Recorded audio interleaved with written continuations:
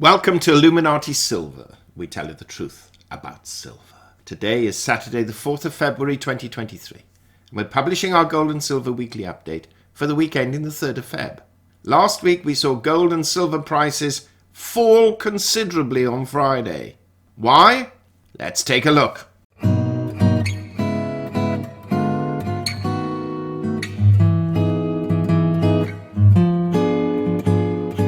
Okay, we shall kick off in traditional fashion by looking at prices and movements, not just of gold and silver, but equities, oils and dollar values too, and then discuss why gold and silver prices fell so sharply. Now before we do that, just a quick shout out to our gold and silver price forecast for 2023, a link to which we've placed in the description box below. Right, let's get back to what happened last week and what we expect this coming week. Gold fell $61 last week, yes, $61, falling from $1,928 to $1,866. Having hit a high of $1,959, so it was on a bit of a tear, and a low of $1,861, a fall of 3.2%. In sterling terms, it finished the week at £1,547.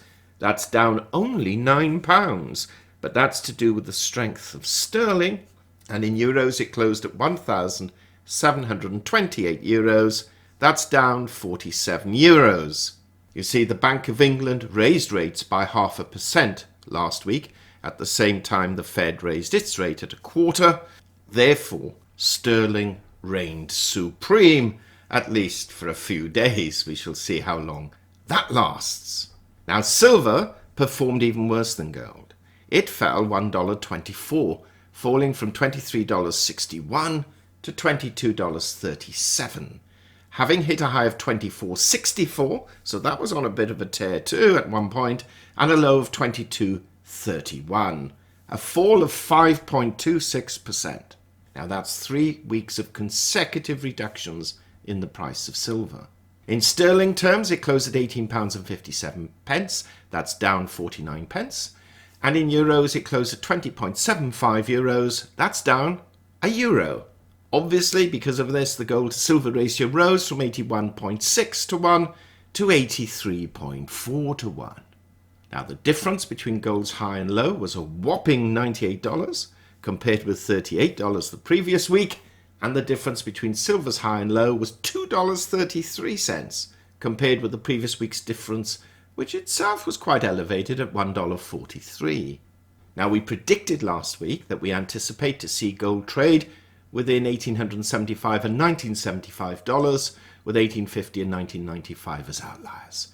And it traded for the most part within our normal trading range bracket, but did close towards the top end of our outlier low bracket, if that makes sense.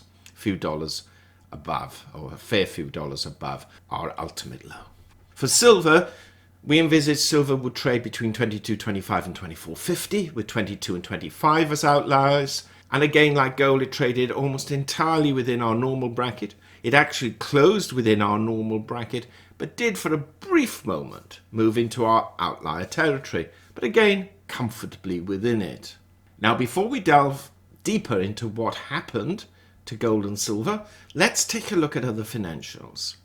Bitcoin currently stands at $23,361. That's up $391 on the week. The crypto market has done quite well these past few weeks. Though the Dow, looking at equities, was down on the week, both the S&P 500 and Nasdaq were higher. The Dow closed on Friday at 33,926, down 52 points on the week. The S&P 500 closed at 4,136, up 66 points on the week. And the Nasdaq Composite closed at 12,006, up 385 points on the week. Don't be surprised if you see cryptocurrencies and the Nasdaq move together, because whatever the Nasdaq does, the crypto market seems to follow. Now, looking at oils, a little bit of good news. Thankfully, they were lower this past week. Brent crude closed at $79.94, just shy of $80, down $6.72. And WTI crude closed at $73.39, down $6.29. part of the reason for gold and silver's fall, the dollar index was up a full point on the week at 102.91. So let's now take a quick look at what happened to gold and silver prices during the course of the week. So if we take a quick look at the chart last week for gold, we can see that when gold opened, it more or less, for Monday, stayed reasonably constant. It dipped on Tuesday, resurrected on Tuesday afternoon, evening, sort of stayed pretty stagnant Wednesday until late GMT on Wednesday, when it rose quite substantially, but fell back Thursday, and then on Friday literally plummeted. And if we look at silver, we can see a very similar pattern.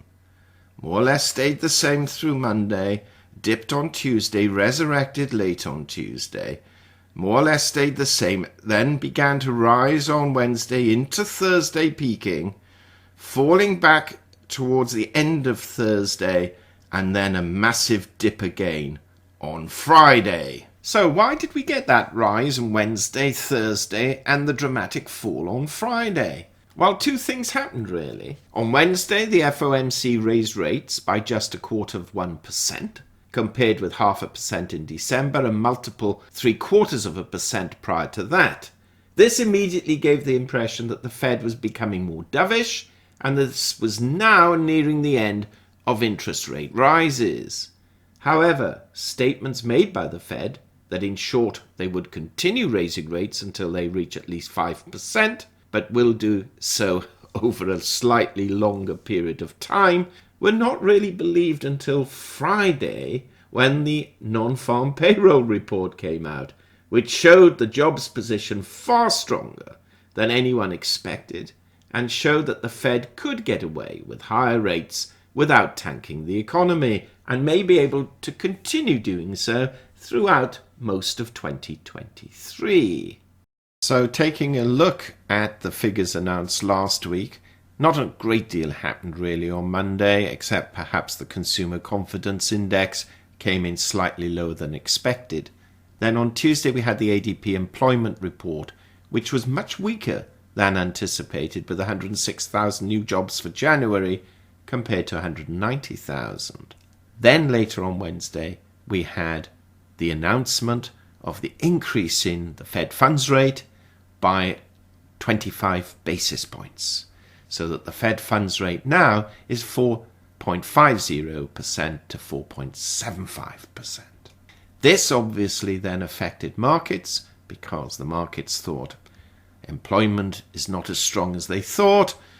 The bank has raised rates at 0.25% rather than its usual 0.5 or 0.75. Therefore, this dovish tone enlightened, or lighted the spark, frankly, under the market. However, towards the latter end of Thursday, for no apparent economic reason, markets started to become wary, and we saw prices begin to fall in anticipation perhaps of the non-farm payrolls. Who knows, perhaps something leaked. And we could see jobs for January at a phenomenal 517,000 new jobs, compared to expectations of 187,000 and 260,000 being produced the previous month. And that is what primarily caused the major fall on Friday, with the markets thinking, crikey, the environment has not been adversely affected, the economic environment, by raising rates, so the Fed's promise to continue raising rates throughout 2023 could in fact happen. So specifically looking at precious metals, for sure, they got hammered on Friday. What is interesting though is that their highs for the week were greater than the previous week. And whilst we now expect a short period of price suppression, we're still confident that later in the year we shall see all-time highs for both gold and silver. Though, as mentioned in our forecast, we do expect silver to lag gold this year, but will come into its own in 2024.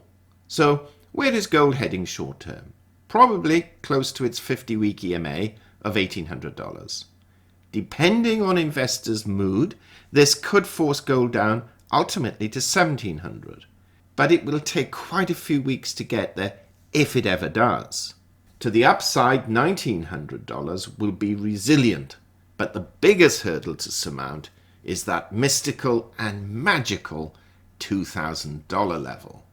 Silver will again, like gold in our view, regress towards the 50-week EMA at $22, where there is significant support, but again, depending on sentiment, could in the weeks ahead dip back to 21. To the upside, the most strong resistance barrier is undoubtedly the psychological $25 level. But with the jobs figures announced on Friday, it's going to be some time, weeks if not possibly months, before we can expect to see silver breach that magical figure once again. That said, in our 2023 forecast, we do predict that silver prices will be above the $25 level by the end of the year, and most likely will trade in the late 20s. So, for this coming week, we anticipate to see gold possibly follow through with Friday's fall, but then consolidate a little.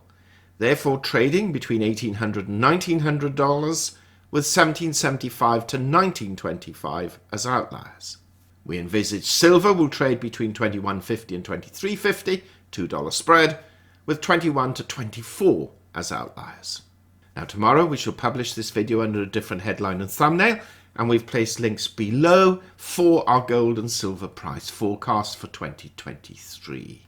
And before we go, if you're considering thinking about purchasing gold and silver, then do make contact with a pure gold company, again link below, who are only too happy not only to discuss short-term purchases and sales, but also long-term strategies and retirement considerations. They will also offer you a discount or special terms if you state you were referred by Illuminati Silver, and in the light of transparency, we too will receive a small consideration if you use their services. Meanwhile, thank you so much for listening. If you haven't done so, please subscribe to our channel, not forgetting to press the bell sign so you're notified of our videos as and when they're published. And as always, we wish you a safe, enjoyable weekend and a prosperous week ahead.